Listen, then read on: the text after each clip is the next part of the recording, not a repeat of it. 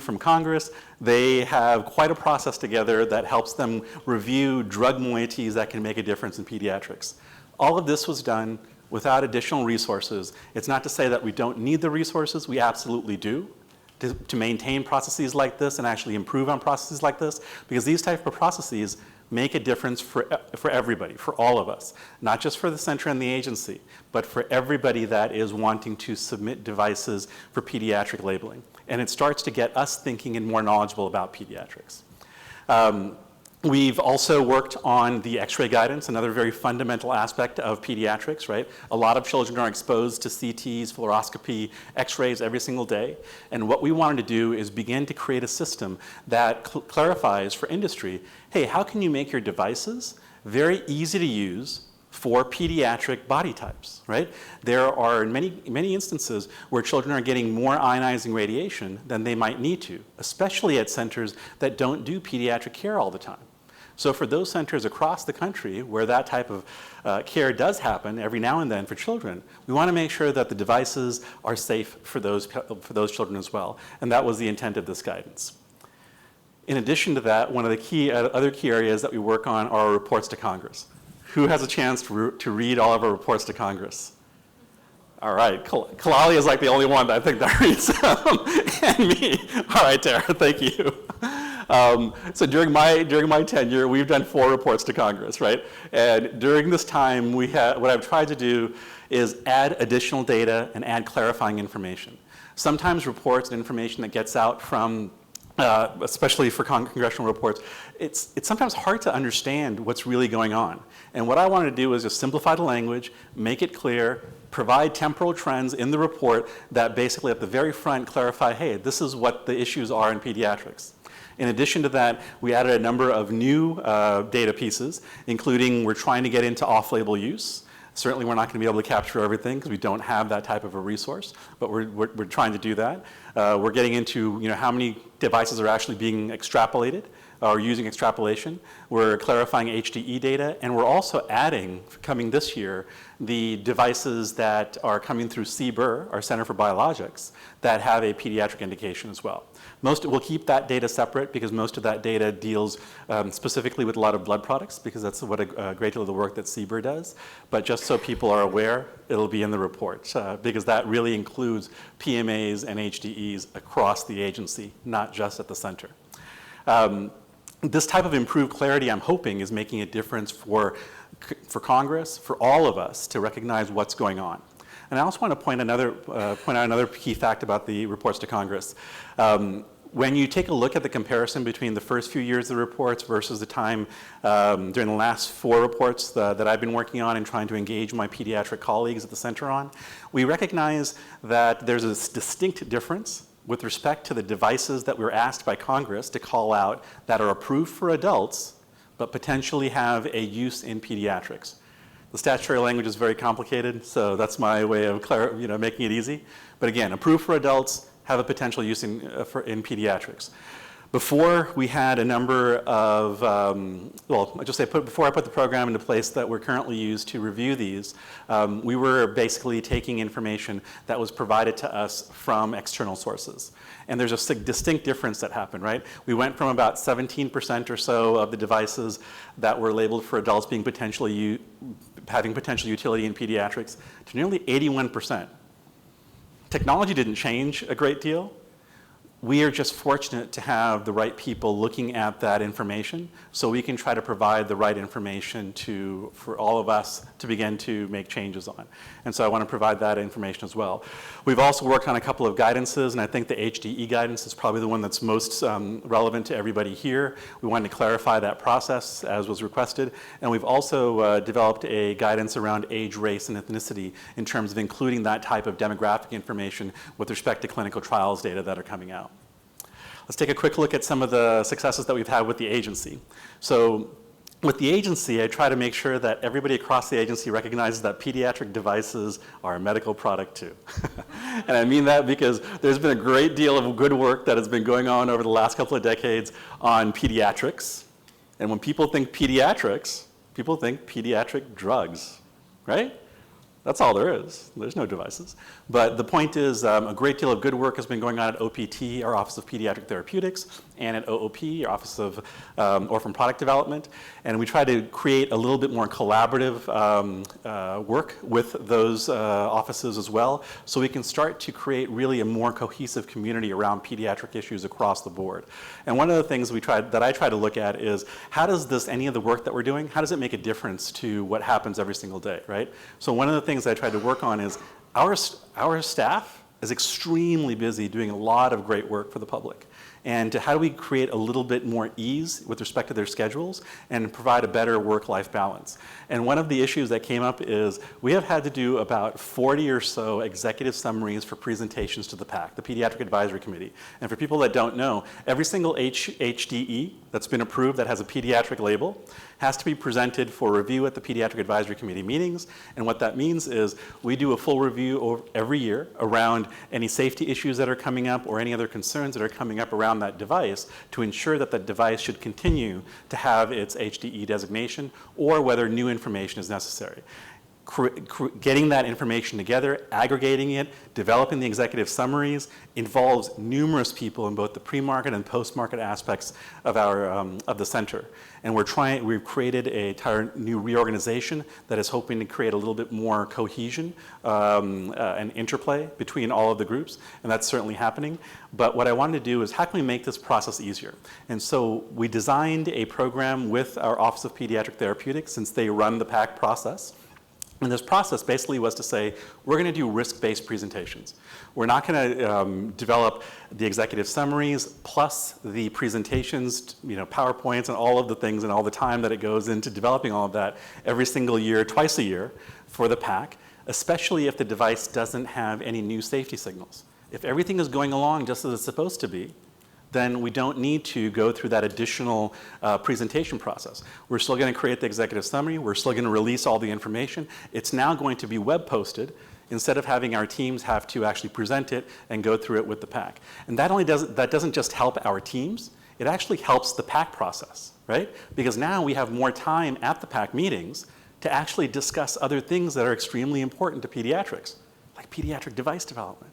Right? That's what we can do with this. So this is part of the intent here, and we've been doing it over the last year or so. I provided the first training around pediatric devices to the PACC just last year, so things are moving forward there as well. We work with OPT on the grant program for the Global Pediatric Clinical Trials Network, and I think I mentioned this earlier during our panel session, but we did a lot of work a couple of years ago to try to nuance the use of our pediatric device consortia grants, specifically to invest in the PDCs that had very viable and exceptional real-world evidence projects. And as I mentioned earlier, the intent of that was to make sure that we had a formalized process where the pediatric community and the pediatric hospitals, the ones that are doing the work every single day, the PDCs, can actually begin to develop generalizable models that everybody can use, right? So this is, we did quite a bit of work there, work with OCC and OAGs to get this across, and I'm glad that it's in process.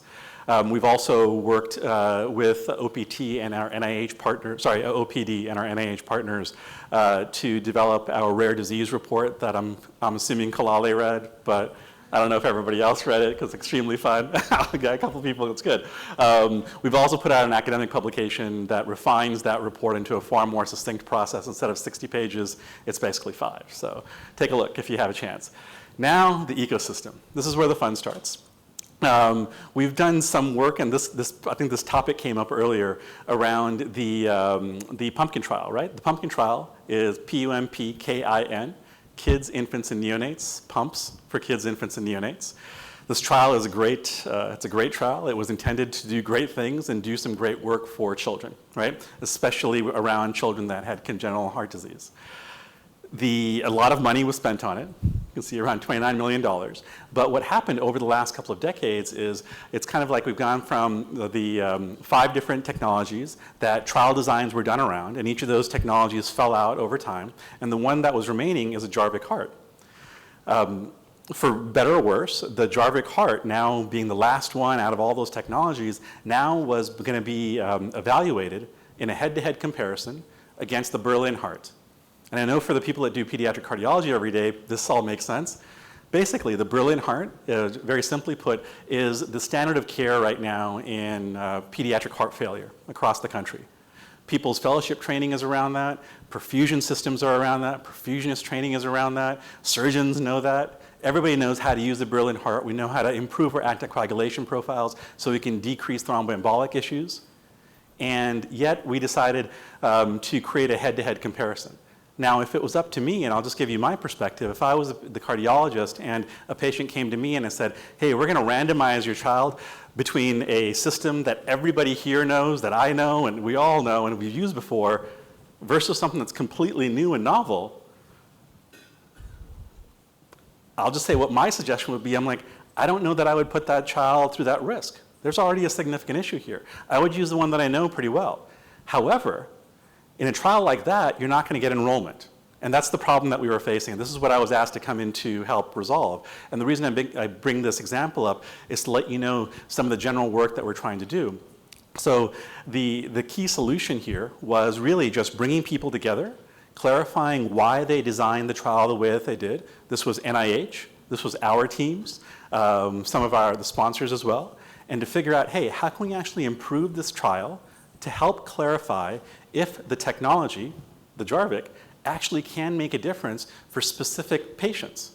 It may fail in a head-to-head comparison against Berlin, because that's a broad population. However, it can make a huge difference in some of our smaller patients and some of the complex single ventricle patients where the Berlin really doesn't work for. So having those conversations, again, bringing people together, helping people understand what their concerns are, and trying to come to a collaborative solution that makes sense is what this is, again, is a representation of.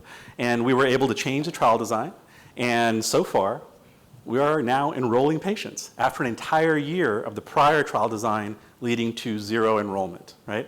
I actually got a text, and I'll share this with you, I won't say from Hugh, but when we clarified this trial design, somebody sent me a text with unicorns and sparkles, and it said, I've never seen this happen before at the agency.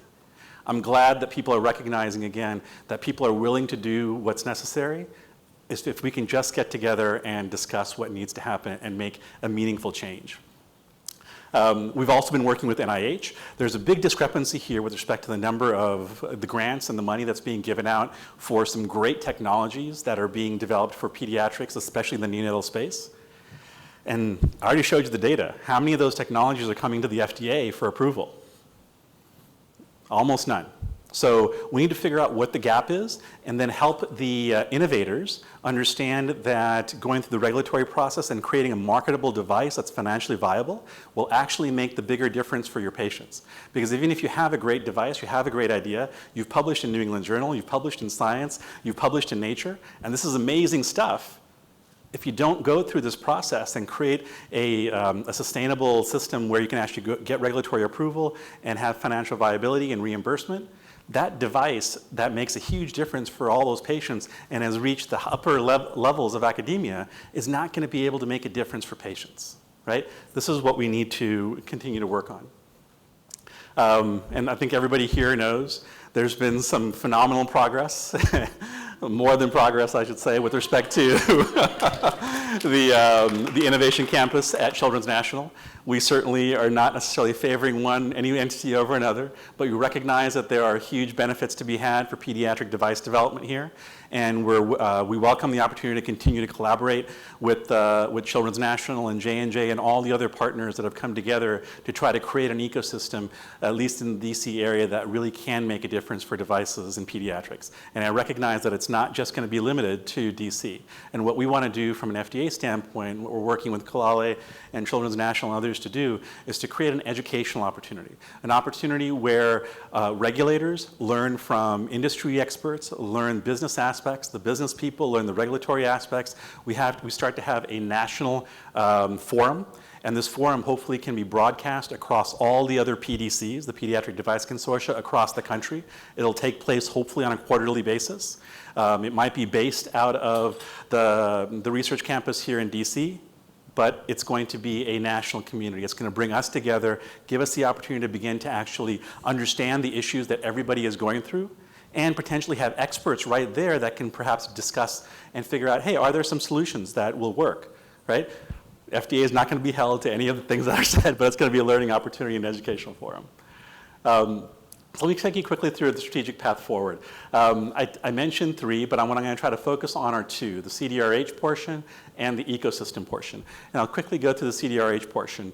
With the goals really here are very simple. We want to increase the number of applications that are requesting pediatric indications. And one of the ways that we decided that this would make a difference is to create a pediatric innovation challenge. And I'm going to leave it at that in a short bit because I'm going to bring that up again in a second. But we're also going to try to create an internal challenge, right? The innovation challenge is for the outside, the ecosystem. The ecosystem can let us know whether there are some phenomenal and cool devices that they would like to submit for marketing approval at the agency. And while we're doing that, on the inside, as I mentioned, we want to try to help create fun opportunities and easy opportunities for our staff and our teams to learn a little bit more about pediatrics. We want to have a competition around a simple game that involves whether our teams actually had a conversation around a pediatric indication for all the different devices that they deal with every single day.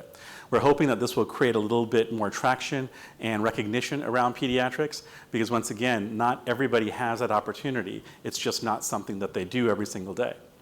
Goal 2 really is, again, developing opportunities for improved pediatric knowledge and understanding throughout CDRH. And we want to improve accessibility for pediatric expertise, both at CDRH and across the agency when necessary. We want to improve opportunities for education regarding pediatric and special population topics. And we want to upgrade our demographic data management systems so that myself and a couple of others don't need to manually review every single PMA and HDE every year for the reports to Congress. It's really trying to make it easy on myself. And this is the part that I want you guys to pay a little bit more attention to and I think will be very interesting as well. The ecosystem, expanding the ecosystem, right? The goal here really is to align pediatric device ecosystem toward innovation that works for children, right? And the way that I've done this is in a phased manner. Phase 1, for those of you who didn't have a chance to come, we had a pediatric medical device development public meeting and workshop at the FDA campus, 2 days. A number of you were able to be there. Thank you very much for participating. For everyone else that didn't, the videos are on the website. You can read the transcripts as well. But the intent here was to bring people together across the ecosystem. There's lots of silos. We wanted to start to break down those silos. And I'll tell you something that was very unique, that was great to have support from across the agency, from both center leadership and agency leadership. Usually at public meetings at the FDA, I don't know how many of you guys have been able to go there, we don't talk about economic issues. We don't talk about financing issues. We don't talk about legislation that doesn't affect specifically what we're talking about. At this meeting, one of the points that I put forward is, look, it's not going to be meaningful if we just talk about evidence generation. Evidence generation is very important. There's no doubt about that. We also need to have sections on legislation. What legislation worked in the drug space? Is there legislation that could potentially work in the pediatric device space? What's the right legislation or right types of incentives for the right market? We also need to discuss market examples that are actually working so that we can actually begin to bring the people that are dealing with market issues together with all the regulators and everyone else to begin to create strategic solutions that really can help us to move forward in a meaningful way. Otherwise, we're going to have another conversation at the agency or anywhere else, and I'm going to be telling you the exact same thing 10 years from now. So this was really that first step to begin to bring people together. And I have to say it was, I'll give you another little bit of insight here. Most of our public meetings, the ones that are very well attended, hundreds to thousands of people, those are the big economy products, right?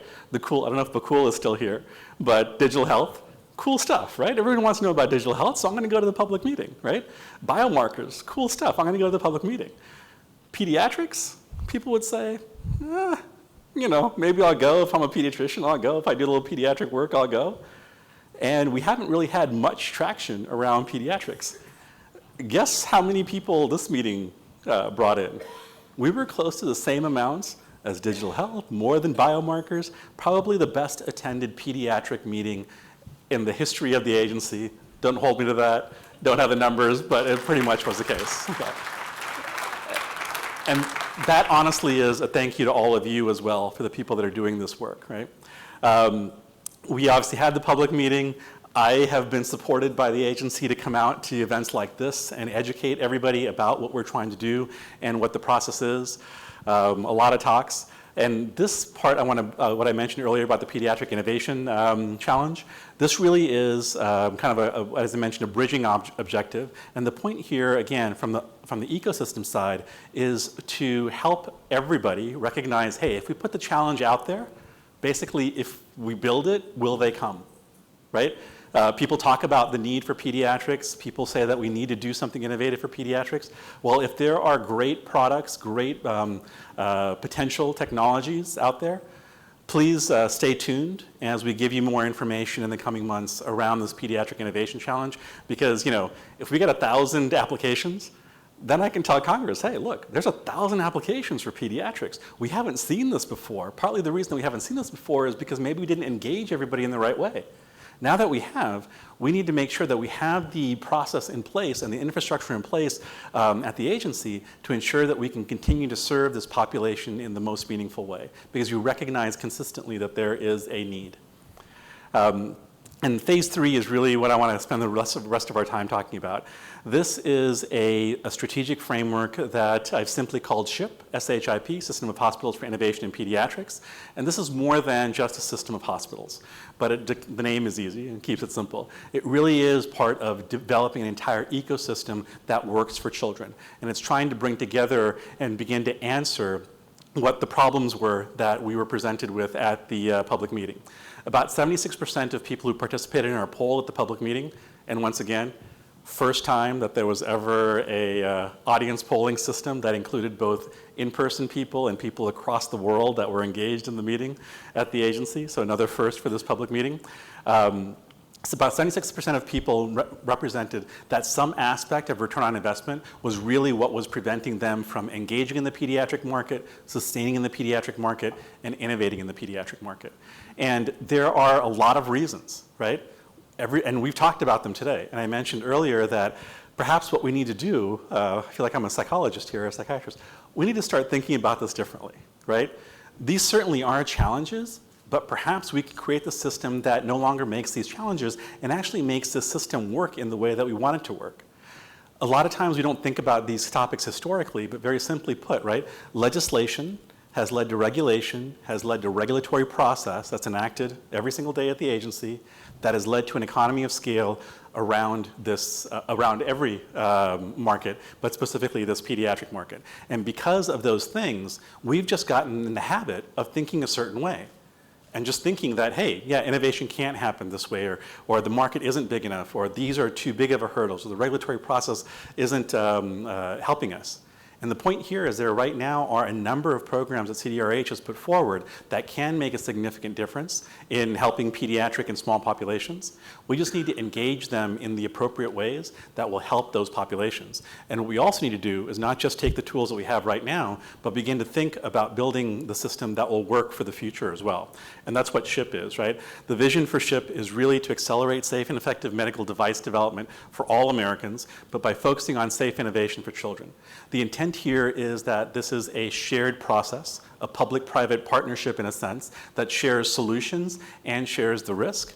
It creates an economy of scale around pediatrics, and it also begins to facilitate some dynamic options for financing and sustainability of the small innovators in this space, because we recognize that there are a lot of small innovators in this space. And without recognizing and supporting those small innovators to get them through the regulatory process, the needs of the pediatric population may not be effectively served. And I'll kind of give you a 30,000-foot view of this, right? Very simply put, on the front end of SHIP, I'm just going to use that term for right now, we're going to have a multi-stakeholder group. That stakeholder group will be able to help de-risk a device, for instance, verify that the scientific and engineering aspects, the technological aspects actually work, that there is clinical utility, there's actually a need for the device as well, and that perhaps the business model for the device is sustainable. So that will help de-risk things on the front end. All the stakeholders, which may be a number of qualified pediatric academic medical centers, will be part of that. So it won't be that one hospital Vasum's hospital for children that does great work took the risk of doing something and it went wrong, which doesn't look good. But it could be that everybody, all the hospitals, all the people that understand the space, that recognize what the risks and benefits are, have said, hey, this is an appropriate step to take and perhaps an appropriate risk to take because the benefits truly can make a significant difference for the patients that we serve. So that's part of this. It's part of creating that collaboration in that community. Once you get okayed for being part of SHIP, you can go through the SHIP process. The SHIP process gives you kind of a one-stop shop for access to an entire network of hospitals that have the infrastructure necessary to ensure that there is safe evaluation of novel technologies. And there currently are no real options like that, where with one single signature, you get perhaps IRB approval, legal approval, access to an entire network, and all of that is facilitated in a far more efficient way. During the evidence generation process, we want to try to get devices to the patients that need them in a very efficient way. So hopefully a midpoint in SHIP would be a